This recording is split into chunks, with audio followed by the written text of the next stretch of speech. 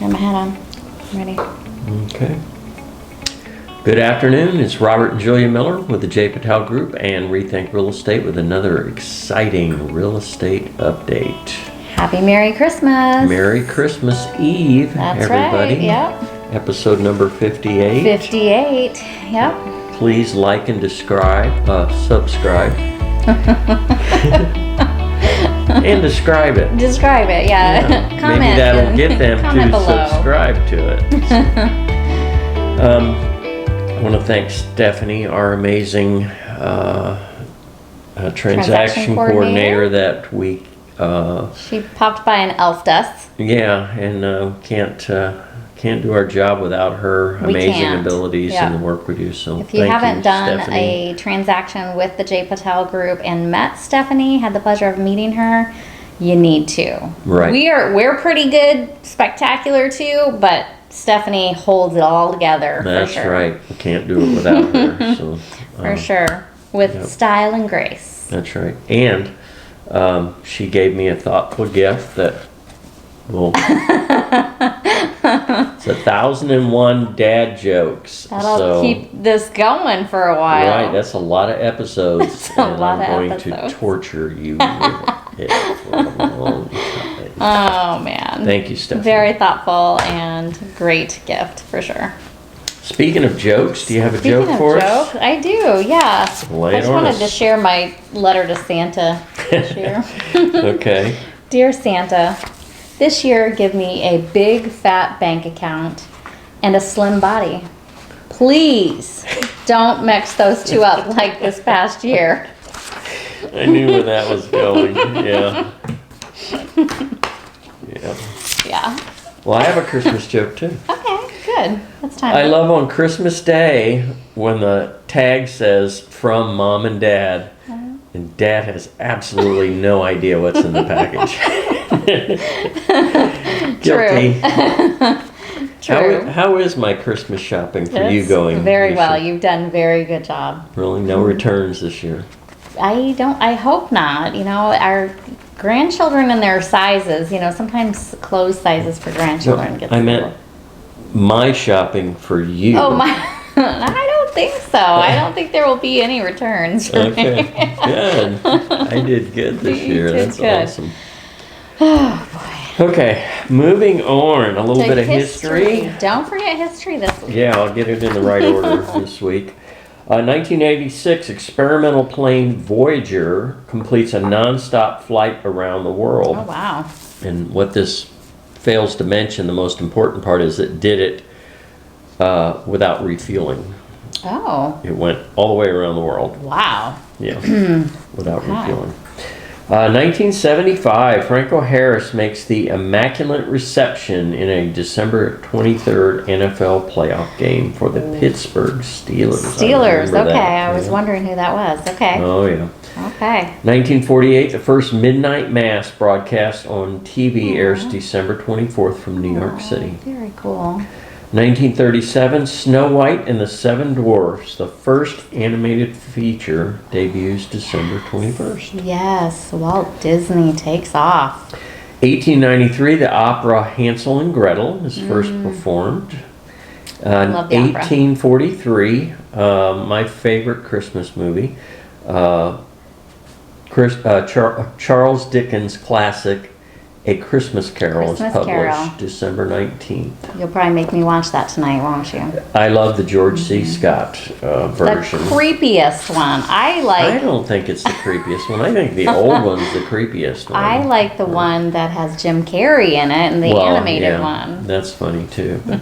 But the old one, the creepy part is they in those days they put the coins over the eyes, I guess, so you can see, so you weren't looking at a guy looking at you like this, and he takes the coins. Once he knows he's dead, he pulls the coins. Now that's creepy. That's creepy. You don't see that in the George C. Scott version. The George C. Scott one is where the Christmas future opens up his robe and he's got the starving, emaciated children under his robe. And it's I gotta give that one to you. Okay, moving on. 1818, the first performance of Silent Night is December 25th in Oberndorf, Austria. Finally, beautiful. 1777, George Washington and his army make winter camp December 18th in Valley Forge, Pennsylvania. Yep. All right, that's your history for this week. Let's move on to a little bit of news, starting with some economic news. U.S. stock indexes closed lower last week. It was a pretty brutal week last week, including a whipsawing session Friday. Investors still digesting hawkish policy pivots from Wednesday's Federal Reserve meeting that had to chew on multiple reports of the added potential for U.S. hospitals to be overwhelmed in New Year's. Yes, that did put a shock to the market for sure. But a few things going on there. The market rebounded very nicely Thursday and Friday, and I think it ended up back in record territory. Well, and we're hearing that Omicron... I'm sorry, Wednesday and Thursday, there is no...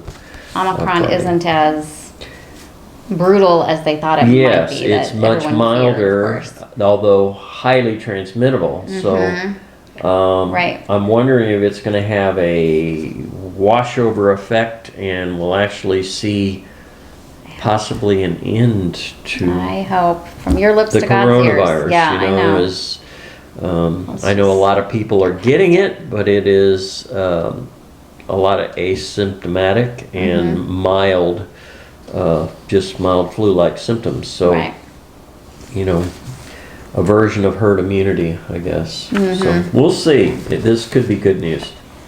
Okay, in the quickest pace on record, wholesale prices rose 9.6% year over year in November, the latest sign that the inflation pressures bedeviled the economy are present. And again, that's the reason the hawkish Fed moves that we've seen the last couple of weeks are taking place. They really want to battle inflation and get it under control quickly. Right. So, Build Back Better, a $1.75 trillion social safety net bill appears dead in the water after Senator Joe Manchin, am I pronouncing that right? I think you're right. I pronounced it Manchin earlier, but it's Manchin. I think it's Manchin, Democrat for West Virginia. Said he would not support it over the weekend, so it'll be interesting to follow that because and see he how was that goes. The linchpin. Yeah, you love that word, right? You kept reading it over. I don't know. It's just a funny phrase. Okay, so we'll follow that for a while. Housing news. Evidence strong builder confidence. Housing starts surged 11.8% in November to a seasonally adjusted rate of 1.50 million units, the highest since March. Good. We need them. We need those new houses. Yeah, permits also increased. There you go, 3.6% to 1.7212 million. Yep. That's Mortgage News Daily. I'm getting emails from builders on a weekly basis saying, hey, not that we've got inventory, but we've got inventory coming. So yeah, if you're looking for a new home, or if you're looking for a home and you're thinking maybe the new build is the way to go, give us a call. Let us help you out on which builders are available and have inventory, so to speak. Right, and what they're offering. What they're offering. The amenities of the different communities. We track it pretty closely. So. Yep. So home price appreciation was slower in September. We've been cruising right at that 20% level. But we're slipping under now. We're at 19.1. I suspect we may even come in about 18.5 for the year because I think we're seeing even more this month. We're seeing a slowing down. So we're not going to make it to 20%. And as we reported, I believe last week, the Lawrence Yoon of the National Association of Realtors predicts we're going to come in about 5.7 for next year. So substantially lower home price appreciation expected next year than still growth, but still growth. Back to normal. Still a strong, healthy market, but not insane 20% a year appreciation. Yeah, that's 5% is about more like normal. Yeah, 5 to 6%. It's a great real estate's a great investment, and it grows, every year, 5 to 6%. And right. Okay. Competition for homes cooled slightly. Again, this kind of rolls into what we're talking about now.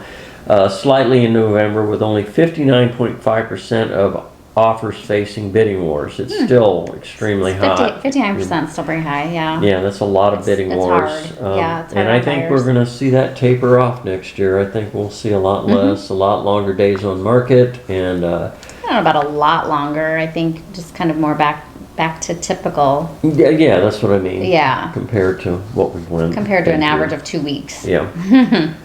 So the total percentage is, however, higher than the last 2 months of 2020, a sign of ongoing demand. To your point, it's going to continue to be Right. a very healthy real estate market next year. Yeah. That's according to Redfin. Regulatory news, we've talked about tapering following meetings last week. The Fed indicates its run of ultra-easy monetary policy is coming to an end. Central bank said it will accelerate pullback on monthly bond purchases, cutting to $60 billion in January. Yeah. Wow. So I don't even Talked think about they're going to this. wait till July now. I think they're going to be done in March. Wow, the first Yeah. quarter. Okay. And then they have already notified us that they're going to be raising interest rates by early spring, and they're going to have 3 for 2022. So expect to see interest rates increase. I think Lawrence Yun prediction by the end of 2022 was 3.7, I believe is what I saw. Yeah, I think Given it might have even been a little higher than that. I think we'll Oh, is get that to in- that. oh, I I'm think sorry. I have. Spoiler alert, I think it is on that article on the Yeah, second it's on page. this I'm article. So sorry. we'll talk about that. I have a I had a little. special report for mortgage rates coming up. Yeah, very quick one. Okay. Mortgage application volume moved lower last week, with refinances falling 6% for the week. I think we'll see a big change in that here the next 2 or 3 weeks as people scramble to try to get Yeah. the best rate they can. They feel mortgage rates maybe have hit bottom, and they want to take advantage of that. So Yeah, I we'll think watch so. that closely, but I think we're going to see a uptick in refis. Housing demand remains strong amidst tight inventory. It's Mortgage News Daily. So We should do a comparison on interest rates now, a typical home payment, mortgage payment now with the 3.2 that we're at, and then the mortgage payment at 3.7, and see, that would be a give good people one. an idea of what it actually will do to your mortgage if you decide to wait. Are you volunteering for a special Sure, report? I'll do that. All right. Yeah. You heard it here first. All right, just article from National Association of Realtors. Sales up as buyers rush to lock in mortgage rates. Ah, yep. Home buyers may have felt more determined in November to purchase before 2021 comes to an end, and mortgage rates and borrowing cost increase as largely as forecasted to happen. Yep. Determined buyers were able to land housing before mortgage rates rise further in the coming months, said Lawrence Yun, NAR's chief economist. Yun has forecast the 30-year fixed rate mortgage to average 3.7 by the end of 2022. Sorry, I really didn't realize that was part of your article. Well, you nailed it. I nailed it, yeah. 3.7. I read it a day ago and I forgot that that's what Here's a closer look at key housing indicators from National Association of Realtor. Home prices continue to rise, but likely not at this pace much longer. No. Yeah. We talked about a 5.5%. Yeah, 5.7 is what I've heard. 5.7% Yun increase, expects yeah. the inflation and the pace of price appreciation will subside in 2022. Economists at the NAR's third annual real estate forecast summit predicted home price increases to moderate at 5.7 next year. That's where I got that number. Okay, all right. Okay, housing inventories move even lower. Supply chain disruptions for building new homes and labor shortages have hindered bringing more inventory to the market. Therefore, housing prices continue to march higher due to the near record low supply levels. So we'll see how that, hopefully that bottleneck gets worked through and we start seeing more new inventory. These are kind of the ones that we touched on last week a little bit too. Prices will continue to rise. Housing inventory will remain but not low. at the crazy pace. It's No, gonna be, we just talked about predictions for 2022 last week, Right. and these are some of them. So. Yep. Homes continue to sell fast. 83% of homes sold in November were on the market for less than a month. So still a very healthy real estate market. Yeah.